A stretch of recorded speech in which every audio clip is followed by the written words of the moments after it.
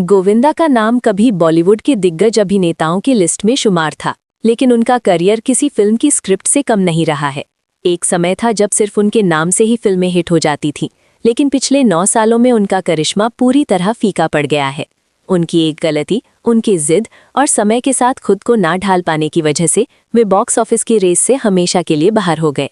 Superstar होने के बावजूद आज गोविंदा के लिए बॉलीवुड में वापसी के दरवाजे लगभग बंद से लगते हैं। आइए जानते हैं वो टर्निंग पॉइंट जिसने गोविंदा के पतन की शुरुआत की और क्यों उनका कमबैक अब एक सपना बन गया है। बॉलीवुड के गलियारों में सबसे लंबे समय तक किसी ने नंबर 1 का टाइटल अपने पास रखा तो वो गोविंदा थे। 90s के दशक में गोविंदा का जादू उनके डांस, सिंगिंग और कॉमिक टाइमिंग का ऐसा था कि बड़े बड़े खान और कपूर भी उनके आगे फीके पड़ जाते थे। लेकिन किस्मत को कुछ और ही मंजूर था। करीब 9 साल पहले बॉक्स ऑफिस पर एक ऐसा टर्निंग पॉइंट आया जिसने गोविंदा के शानदार करियर को लगभग खत्म कर दिया था। एक गलती, एक फिल्म और कुछ गलत फैसलों ने उन्हें मेन स्ट्रीम इंडस्ट्री से हमेशा के लिए बाहर कर दिया। आइए डिटेल में जानते हैं कि एक सुपरस्टार कैसे गिरा और आज बॉलीवुड में उसकी वापसी नामुमकिन क्यों लगती है। गोविंदा के करियर में टर्निंग पॉइंट 2014-2015 के आसपास आया। उन्होंने किल दिल और हैप्पी एंडिंग फिल्मों में सपोर्टिंग रोल किए जिन्हें खूब पसंद किया गया, लेकिन गोविंदा के अंदर का हीरो जिंदा रहा। वो साइड रोल या कैरेक्टर आर्टिस्ट बनकर खुश नहीं थे। यहीं से वो गलती शुरू हुई जिसने उन्हें जड़ से उखाड़ फेंका। गोविंदा ने 2017 में आ गया हीरो से एक शानदार वापसी का प्लान बनाया था। उन्होंने खुद फिल्म को प्रोड्यूस और प्रमोट किया था, लेकिन दिक्कत ये थी कि 2017 की ऑडियंस बदल गई थी।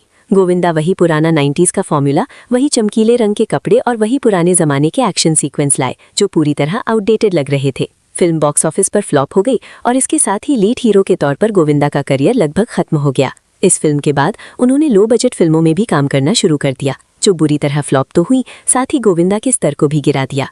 गोविंदा की सबसे बड़ी गलती समय के साथ ना ढलना था। जब उनके साथ काम करने वाले अनिल कपूर और संजय दत्त अपनी उम्र के हिसाब से सीरियस और दमदार रोल चुन रहे थे, तब भी गोविंदा 25 साल के लड़के का रोल करने पर अड़े रहे। कहा तो ये भी जाता है कि उन्होंने कई बड़े प्रोजेक्ट सिर्फ इसलिए ठुकरा दिए क्योंकि वो सोलो लीड नहीं थे। उनकी ना कहने और सेट पर देर से आने की आदत ने बड़े डायरेक्टर्स को उनसे दूर कर दिया था। सबसे बड़ा सवाल यहाँ ये भी उठता है कि फिल्म पार्टनर के बाद उन्हें सपोर्ट क्यों नहीं मिला। 2007 की फिल्म पार्टनर गोविंदा के करियर की आखिरी बड़ी ब्लॉकबस्टर थी। सलमान खान के साथ उनकी जोड़ी जबरदस्त हिट रही। उम्मीद थी कि सलमान गोविंदा का ये साथ चलता रहेगा, लेकिन मीडिया रिपोर्ट्स की माने तो आपसी मनमुटाव और प्रोफेशनल मतभेदों की वजह से ये जोड़ी टूट गई। इसके बाद गोविंदा अकेले पड़ गए। इंडस्ट्री में गुटबाजी और कैंपों के इस दौर में किसी बड़े बैनर के सपोर्ट के बिना गोविंदा का संघर्ष और भी मुश्किल हो गया। अपनी वापसी की कोशिशों के बीच गोविंदा अक्सर विवादों में घिरे रहे। कभी अपने भतीजे कृष्णा अभिषेक के साथ पारिवारिक झगड़ा, तो कभी पुराने डायरेक्टर्स जैसे डेविड धवन के खिलाफ उनकी कड़ी बातें। इन विवादों ने उनकी इमेज को एक एंटरटेनर से कंट्रोवर्शियल बना दिया। दर्शक उन्हें फिल्मों से ज्यादा डांस रियलिटी शो में जज के तौर पर देखने लगे, जिससे उनका फिल्मी स्टारडम और कम हो गया। अब 9 साल बाद भी गोविंदा के फैंस उनकी वापसी का बेसब्री से इंतजार कर रहे हैं, लेकिन बॉलीवुड के मौजूदा हालात को देखते हुए ये मुश्किल होता जा रहा है। आज की फिल्में स्क्रिप्ट पर आधारित होती हैं, जहां टैलेंट के साथ साथ रिलेटेबल होना भी जरूरी है। अगर गोविंदा अपनी हीरो वाली इमेज छोड़कर अमिताभ बच्चन की गुलाबों सिताबों या 5 ऐसे दमदार कैरेक्टर रोल अपना ले, तो शायद उनकी दूसरी पारी शुरू हो सकती है।